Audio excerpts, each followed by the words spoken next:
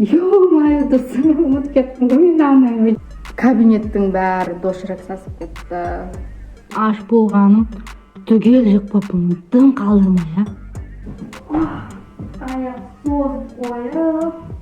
Пиковая дама приди, пиковая дама приди. Барлықтарыңызға сәлем достар, менің каналыма қош келдіңіздер. Бүгін біз мен жұмысымды көрсететін боламын сіздерге. Қазір ғана автобустан түстім. Қыстың бітетін түрі жоқ. Қар жауып жатыр, болмаса ақпан қыстың соңғы айы болғанымен қыстың бітетін түрі жоқ. Достар, мен жұмысқа келдім. Мен үйде боянбаймын, негізі косметикалардың бәрін әкеп қойғанмын жұмыста. Как положено, менің шкафымда тұр. Қазір боянуды бастаймыз. Қабылдау бөлмесінде отырамын, мен боянбасам болмайды. Жан жақта жаңағы бухгалтерлер келіп, отдел кадрлар келіп маған ұрсып жатыр, болмайды былай жүруге, боянып жүру керек деп. Вуаля, боянып үлгердім. Камераны дұрыстап қояйын. Жұмыста боянған ыңғайлы негізі да, үйде таң азанмен тұрып боянғанша лучше жұмыста боянған жақсы. Үйде отырып тамақ ішемін, мен дошырағым дайын болайын деп тұрған сияқты, үстіне қайнаған су құйып едім, что-то буы шықпай тұрғаннан. Достар, міне мен отыратын жерім. Мына мен компьютер, в общем, принтер, в общем, барлығы офиске керек жарақтардың бәрі осы жерде орналасқан. Мына гүл бар ғой, сарғайып тұр.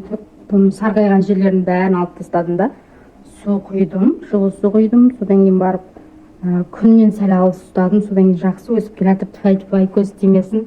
Энергетика жағынан алатын болсақ, адам өзі қандай энергия бөледі, соны оймен қуып кеттім. Энергетика туралы айтуға жүрдім. Энергетика, маған арналмаған. Бағанан бері неге свет жақпай отырмын дейді. Вот, көрек дайын болдым, дошырак. Ё-моё, досым, ұмытып кеттім ғой мен аны. Көрген де жоқпын, шынын айтсам бар ғой. Салып жүреміз енді, все. Сала берейін. Бәсе, бір нәрсе жетпейді деп қойым, не жетпейді? Тамақты бәрін жеп болдым. Енді кабинеттің бәрі дошырак сасып кетті. Иісі жаман, кетпейді. Терезені ашам. Шынын айтсам, достар, комментарияға жазып жіберіңіздер. Мен өзімді видеоға түсіремін. Айтқан сөздерімді естіп былай қарасам, бір мыңқылдап сөйлейтін сияқты ма, или мұрынмен сөйлеймін ба, сондай сияқты. Өзім дауысым өзіме ұнамайды да видеода. Жалпы видеода, WhatsApp'та да аудио жібересің ғой адамдарға, сол кезде де дауысым өзіме ұнамайды мүлдем. Көпсінде сондай шығар, Достар, комментарияға жазып жіберіңіздерші, өздеріңіздің дауыстарыңыз өзіңізге ұнай ма? Аш болғаным түгел жықпаппын, дым қалдырмай,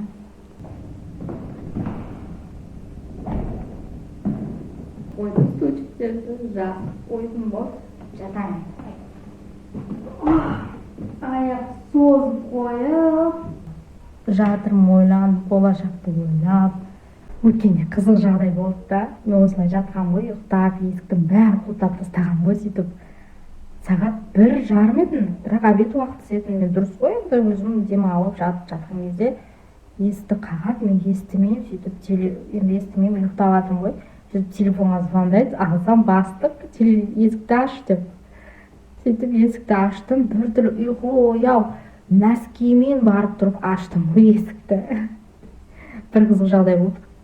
Содан кейін бастық маған жақтырмай, ұйықтай, жұмыс уақытысында деп сөйтіп әңгіме айтып жүрді. Біраздан кейін одан кейін ұйықтамайтын болдым, шын айтсам. Бірақ енді 5-10 минутқа осылай жатам.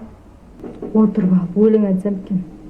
Пароле, пароле, пароле, пароле, пароле, пароле. Сен бір орында отыра беріп, омыртқамыз қисайып, май жинайтын болдым, шын айтсам.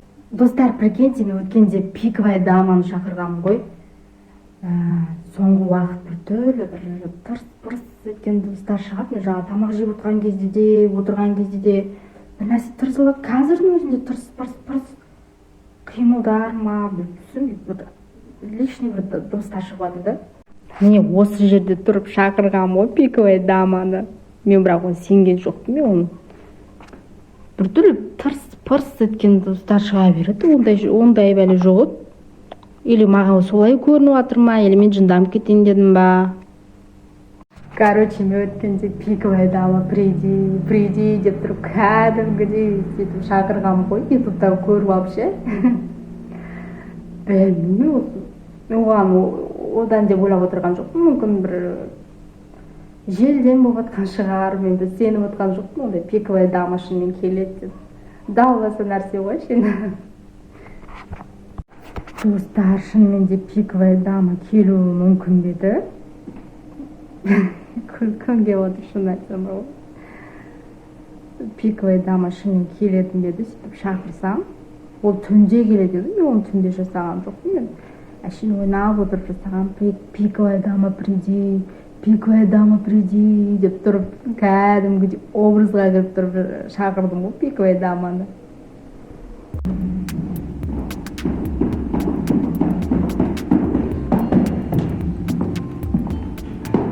Пиковая дама приди деп шақырып жатырмыз де.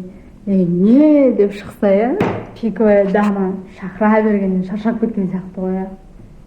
Келмейді ол. Пиковая дама келмеді. Енді Бабадук деген бәлені шақырып көріп қой. Ютубта ашып қарасам сондайлар.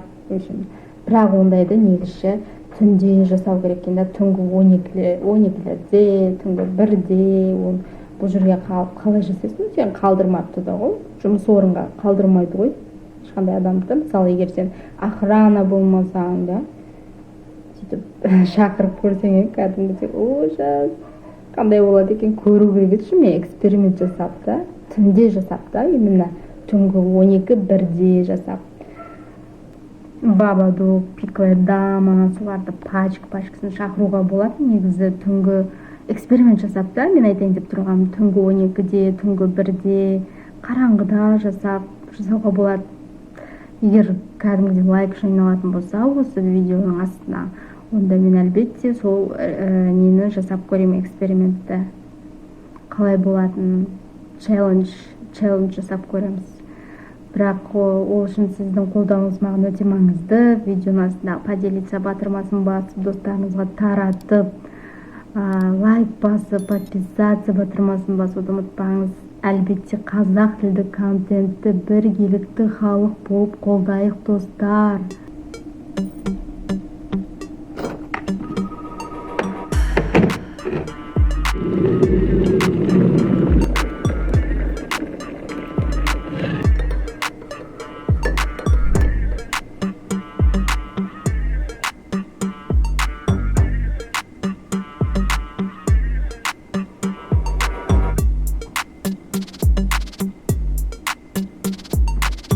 Қыздар, жігіттер, мен қайтатын уақытым болды. Именно осындай қайтатын уақытта бастықтарым екеуі де айтады ғой. Бану, көк шай алып келші. Қайтатын кезде 3 минут қалған кезде шай сұрайды ғой. Ё-моё.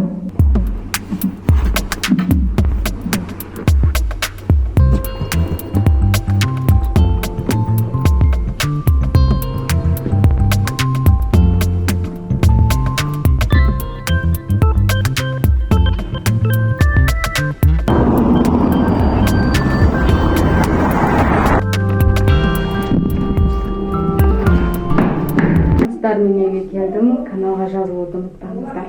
Подписаться етіп, тіркеліп, комментарий жазып, поделиться батырмасын басып, қазақ тілді контентті біргелікті қолдайық.